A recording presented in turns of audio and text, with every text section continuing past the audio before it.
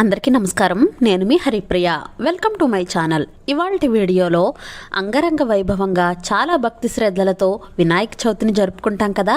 అయితే పూజ అయిన తర్వాత నిమజ్జనం కూడా చేస్తూ ఉంటాం.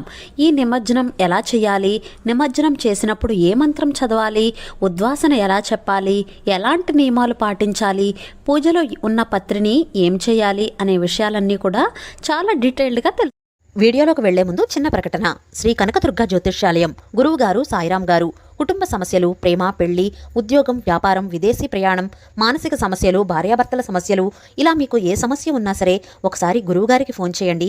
శాశ్వతంగా పరిష్కారం తెలుసుకోండి. మంగళవారం కానీ శుక్రవారం నాడు కానీ నిమజ్జనం చేయకూడదు. వినాయకుడిని ఒకరోజు 3, 5, 9, 11 ఇలా బేసి సంఖ్యలో ఉన్న రోజుల్లో మాత్రమే వినాయకుడిని నిమజ్జనం చేయాలి. మన ఇంట్లో ఎన్ని రోజులు వినాయకుడిని ఉంచాలి అనుకుంటామో అన్ని రోజులు కూడా ధూపదీప నైవేద్యాలు సమర్పించాలి. ఉదయం సాయంత్రం కూడా వినాయకుడికి మొక్కుకుని ఇన్ని రోజులు పూజ చేస్తాం అని స్వామితో చెప్పుకుని మంగళవారం శుక్రవారం కాకుండా నిమజ్జనం చేయాలి. మనం వినాయక చవితి రోజున ధూపదీప నైవేద్యాలతో అంగరంగ వైభవంగా పూజ చేసుకుంటాం కదా. మిగిలిన మనం ఎన్ని రోజులైతే దేవుణ్ణి నిమజ్జనం చేయకుండా ఉంటామో అన్ని రోజులు కూడా కంపల్సరీగా 2 పూట్ల కూడా ధూపదీప నైవేద్యాలు సమర్పించాలి. దేవుడు మన ఇంట్లో ఉన్నప్పుడు ధూపదీప నైవేద్యాలు లేకుండా అలా ఉంచకూడదు.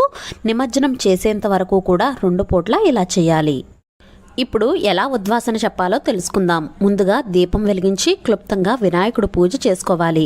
అంటే శుక్లాంబరధరం వక్రతుండ మహాకాయ ఆ శ్లోకాలు చెప్పుకున్న తర్వాత 16 నామాలు చెప్పుకొని పాటలు ఏమైనా వస్తే పాటలు పాడుకోవచ్చు. లేదా సంకటనాశన గణేశ స్తోత్రం ఉంటుంది కదా, ఇలాంటివి చదువుకుని ధూపం చూపించి నైవేద్యంగా స్వామివారికి ఏవైనా సరే నైవేద్యంగా పెట్టవచ్చు. నైవేద్యంగా చిన్న బెల్ల ముక్కను కానీ, డ్రై ఫ్రూట్స్ కానీ, పాలు, పండ్లు, చెరుగ్గడ ముక్కలు కానీ ఇలా ఏవైనా సరే నైవేద్యంగా సమర్పించవచ్చు. ఆ తర్వాత మంగళహారతిని కూడా ఇవ్వాలి. స్వామి, మా పూజలో ఏవైనా లోపాలు ఉంటే మన్నించు స్వామి అని వేడుకుని మనస్ఫూర్తిగా దండం పెట్టుకోవాలి.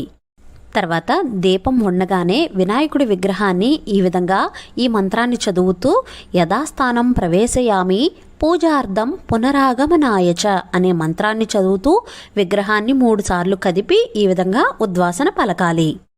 అంటే అర్థమేమిటంటే, స్వామి నీ స్వస్థలానికి వెళ్ళి మళ్ళీ పూజకు మమ్మల్ని అనుగ్రహించు అని అర్థం అన్నమాట.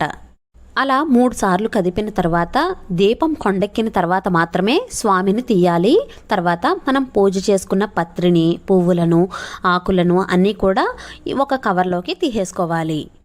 ఇలా పత్రినంతా కళ్ళకద్దుకుని తీయాలి.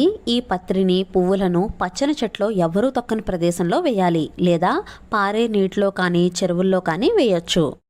ప్రాణప్రతిష్ఠ చేసినప్పుడు బియ్యం పోస్తాం కదా, ఆ బియ్యాన్ని ఉండ్రాళ్ళు కానీ పరమాన్నం కానీ మనం మామూలు గణపతి పూజ చేసుకున్నప్పుడు నైవేద్యంగా సమర్పించవచ్చు.